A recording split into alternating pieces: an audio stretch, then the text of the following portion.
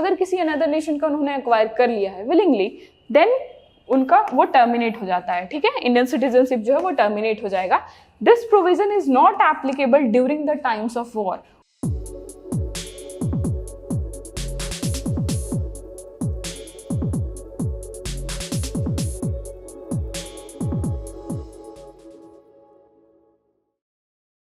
Hello aspirants, now we are going to see the citizenship topic, okay. In our polity section, GS paper 2, we have to read about the citizenship, okay. Now let's read this topic. What do you mean by the citizenship? Citizenship is the status of a person who is recognized through custom or law as a legitimate member of a sovereign state or a nation, okay. Citizenship is the status of a person, okay. In any nation we give the status for a person that is through the custom or law. That status will be legitimate. Now you will become the legitimate member of that nation. It means you have taken the, you can say, the citizenship of that country, okay. Now you will be the legitimate member of that nation, so that is called citizenship, you can say. After that, a nation grants certain rights. Those who have citizenship of certain countries, them we give, that nation will grant them certain rights and privileges to its citizens according to the Citizenship Act, okay.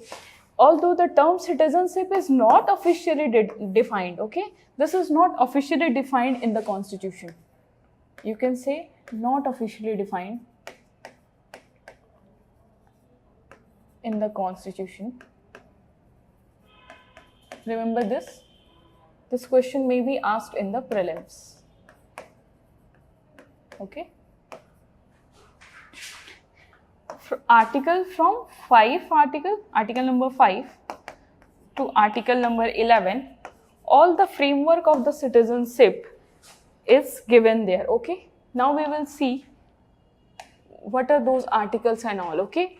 According to Citizenship Act of 1955, that deals with the matters related to the acquisition, determination and termination of Indian citizenship after the commencement of the constitution, like how anyone can acquire the citizenship of that country by the method of acquisition, determination and termination is also defined in the constitution, okay. Our constitution deals with the citizenship from article 5 to 11 under part 2, okay. The Indian constitution does not prescribe a permanent provision related to citizenship in India, okay. It exclusively identifies those who became citizenship of India on its inception, like after 26 January 1950. It does not address the issue of acquiring and losing citizenship after its inception. That time this is not, you can say this is not addressed by our constitution at the time of 26 January 1950, but later it authorizes our parliament to enact legislation to address such issues, as well as, you can say, the acquisition, termination, deprivation of citizenship, okay, who are eligible for the citizenship or who are not. As a result, our parliament enacted the Citizenship Act of 1955, which has been revised from time to time. This act is revised from time to time. Latest constitutional amendment was in 2019, okay. Citizenship Amendment Act of 2019, which aims to grant citizenships to illegal migrants from which countries, like from Afghanistan, Bangladesh and Pakistan, who belonged to the which religion? Hindu, Sikh, Buddhist, Jain, Parsi and Christian's faith, okay. All these religions are allowed. They will be considered to grant the illegal migrants, okay. They will be considered as illegal migrants. Citizenship Act of 2019 is lately in the news, you can see recently, okay. So you have to remember which all religions are included in this act. Okay, and we have recognized illegal migrants from which 3 countries, like Afghanistan, Bangladesh and Pakistan. Later, now we will have to see from Article 5 to 11 of the Indian Constitution are as follows. Your Article 5 says citizenship at the commencement of the Constitution, a person born in India, either of the person's parents, okay, was born in India, उनके parents होने चाहिए, ठीक है, जो India में born हुए हैं, या फिर आप खुद इंडिया में जन्म लेने चाहिए, ठीक है, must have been an ordinarily resident in the territory of India for not less than 5 years, okay, 5 साल से कम नहीं होना चाहिए, immediately before the commencement of the constitution, it means 1950. Your Article 6 says certain persons who migrated from Pakistan, जो पाकिस्तान से India आए हैं, उनको citizenship rights हम देते हैं in Article 6. Okay. After that, Article 7, citizenship rights of certain migrants to Pakistan. Okay, जो पाकिस्तान गए हैं, उनके लिए है. After that, Article 8, certain persons of India origin who live outside of the India have citizenship rights. Here, citizenship rights.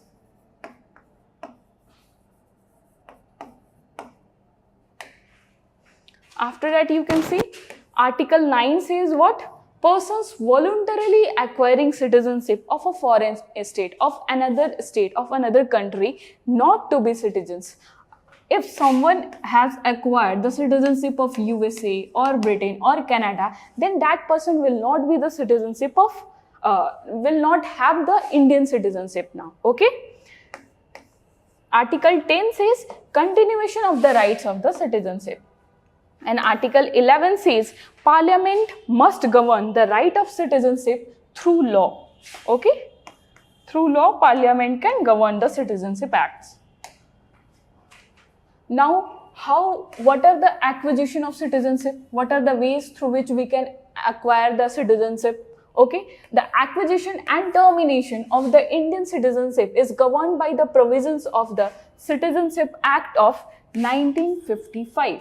And Citizenships Rule 2009. The following are the ways. According to this, we have the following ways to acquire Indian citizenship. How? By birth. Okay? If a person is born in India, okay, and both the parents or one of the parents, either both or one of the parents is Indian, okay, and the other one not an illegal migrant. One way is by birth, another is by descent. Individuals born outside India, if both or either parents is an Indian citizen, not an illegal migrant, are considered Indian citizenship by descent. Okay, by descent if they acquire the citizenship, if their birth is registered at an Indian mission post abroad within 1 year.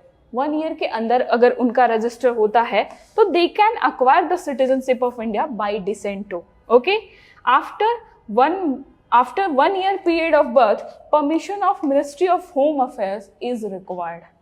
Okay, so this point is important. Now let's further. One we see by birth, other by descent. Or now we will see the by registration.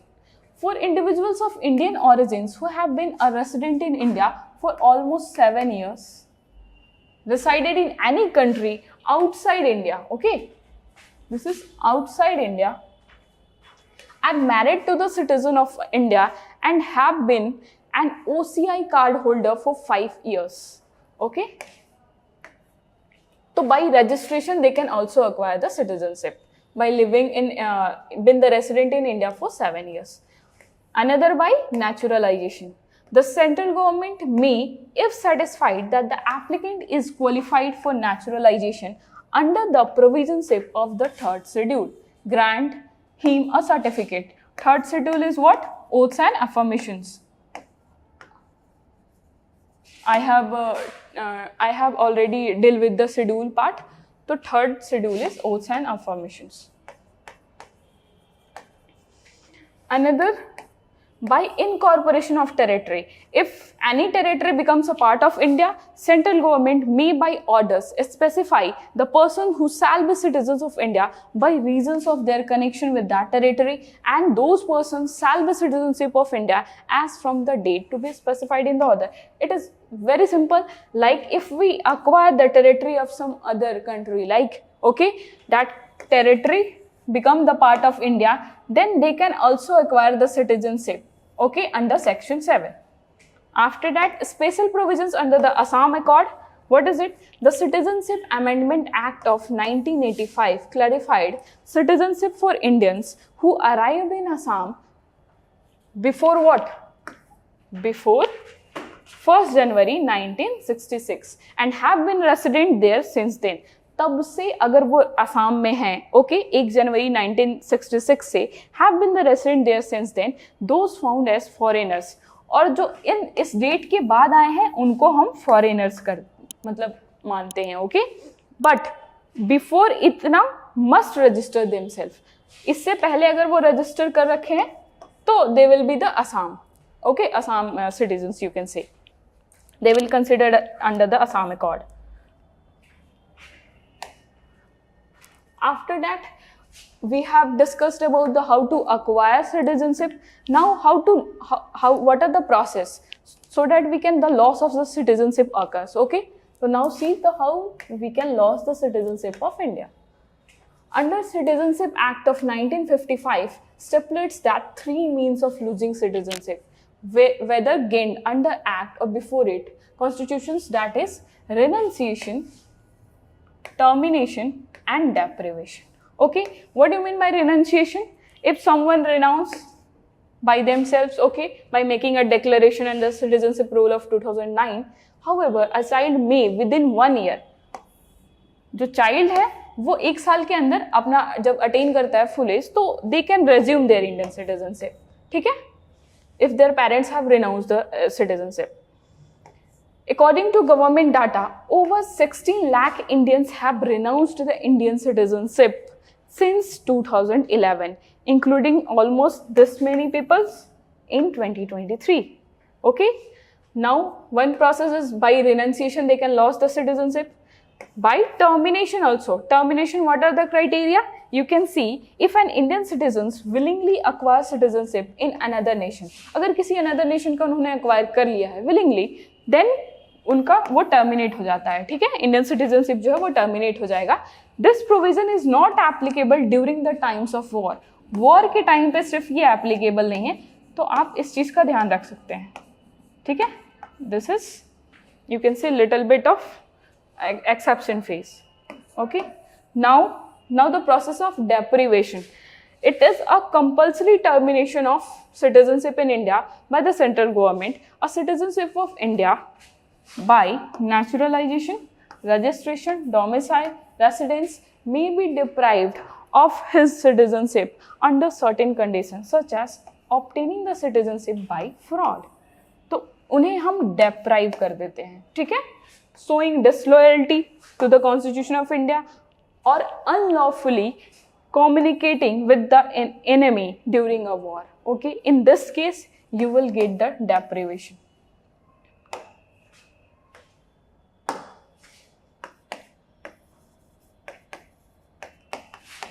If you acquire the citizenship by fraud, disloyalty to our constitution, or during war, if you communicate with our enemy. This is the thing. After that, what is OCI? Overseas Citizen of India. This is a form of permanent residency available to people of Indian origin. वो Indian people हैं. And their spouses. This spouse is also there. It grants them the ability to live and work in India indefinitely. If someone acquire the OCI holders, they can actually come to India without having visa and some problem. They can easily come and go. This is the thing. However, OCI is not misconstrued as a dual citizenship. OCI is not dual citizenship, okay? After that, what is the benefit of OCI status? This allowed individual certain privileges, such as they can do multiple entries into India without requiring a visa. Okay, the ability to own property in India and the right to work in certain fields. Okay, they can choose the kind of job they want. However, OCI holders are not eligible to vote. Just remember this. This is important. OCI holders have no right to vote.